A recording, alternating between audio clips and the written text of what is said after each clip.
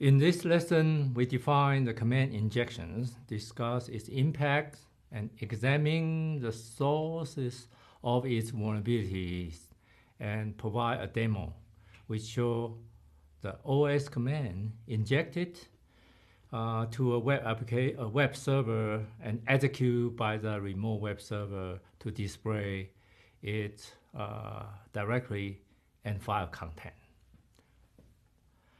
A type of cyber attacks called injection, where operating system commands are injected by hacker as a part of the input and executed by the program, and typically in a web server.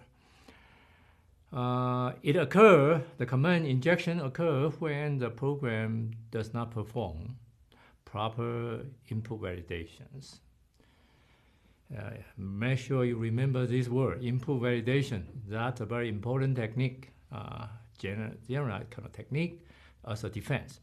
The input from the users are used directly or, very importantly, indirectly, most of the time, as a parameter to the later system command functions. For example, exec function call or system function call by the program to send confirmation, maybe email or notification email, or create a directory to host user submitted data in an upload kind of case. The consequence of command injection vulnerability is that it allows attacker to run arbitrary any OS command on the victim machine. The victim machine can be hijacked to attack others to perform any operations the hacker desired. Local password, credentials such as credit card information could be stolen and searched easily once you have a command injection vulnerability. It is listed as a number one vulnerability or the application security threat at OWASP's site. Top 10 is listed as a top 10 vulnerability in 2012. OWASP is Open Web Application Security Projects. And it is a wonderful organization and at creating a thriving global community that drives the visibility and evolution in safety and security of the world's software. As I just checked last night, the injection is still listed as number one on OWASP's top 10 application security risk list in their most recent release, candidate report. That was 2017 candidate release report. The official release will be sent out August 2017, but you can now go to the OWASP website and then get a report.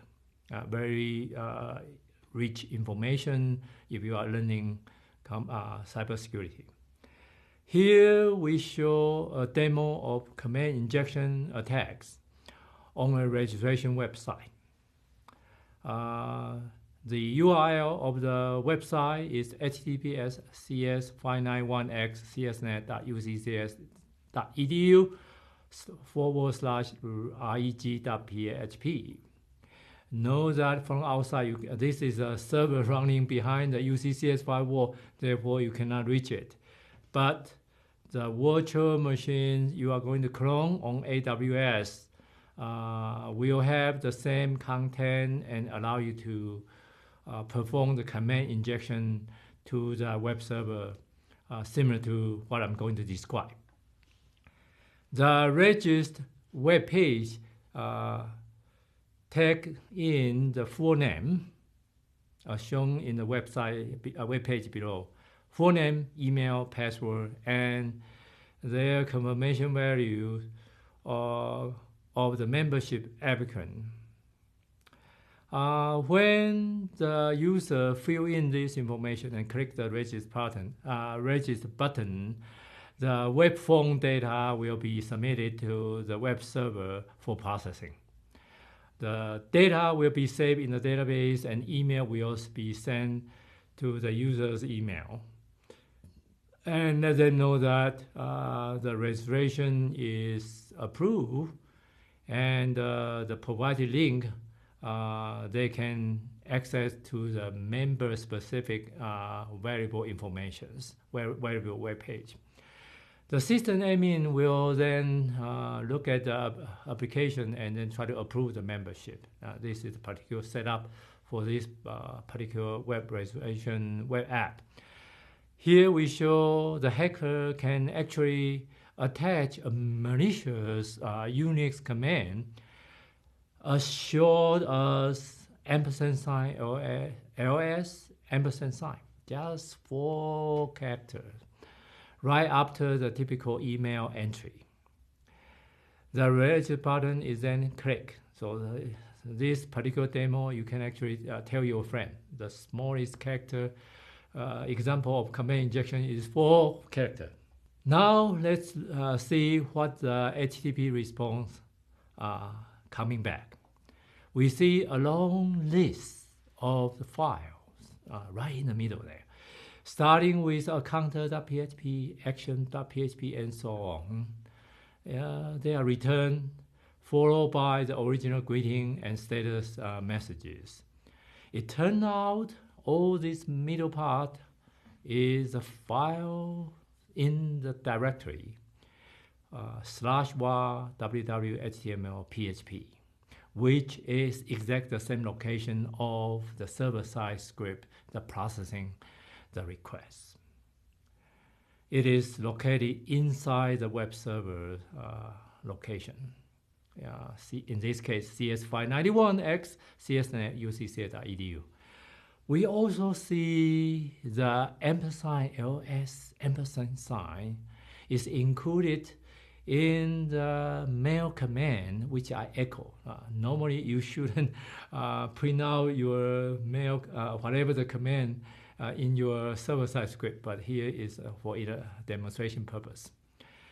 It turned out by adding this right after the ls, we can display the content in /var/html. Basically, what we are saying is you can actually changing the os command by replacing with other command. That will be executed. And the ls ... means go to the upper directory of /var/w.html.php, which is this one. Basically, we can now navigate through the file system in the victim web server side, right? So long as we have the privilege. And in our case, the server-side script register.php is run as by the account Apache. So long as Apache can read and execute the file, you can actually display and navigate through that. The directory that Apache doesn't have the execute or read write, then it will not get any result coming back. We cannot display those with this attack. But still, any of the web directory, since Apache need to be able to read it, therefore, typically, you will be able to display the content. How about if you like to display the action.php? Well, very simple. Just do a cat space action.php and wrap around prefix with $sign and then postfix with $sign. Submit it through the web page. Now you are going to see the content of that action.php. Normally, the PHP server-side script, we don't want to reveal its content, only the execution result, HTML. But you are going to see there are very valuable information coming back. I will let you try it, and then maybe discuss with your classmate in this MOOC what are the critical credential information that will reveal inside the action.php. Here we show by replacing ampersand sign ls ampersand sign with ampersand sign cat space colon period period backslash CGI backslash password ampersand sign. That string, when we enter and submit, we were able to display the content of the password file right in the middle there. You can see a typical password file format. The login name, followed by the colon, which is a separator, followed by the password string. In this case, it's unfortunately encrypted using the plain text # something. Okay. So it's very revealing. Using cat, you can actually see the content and then capture a lot of information in the web server side. So we just should demonstrate to you, we can run any command, OS command in the victim side and navigate up and down in the file system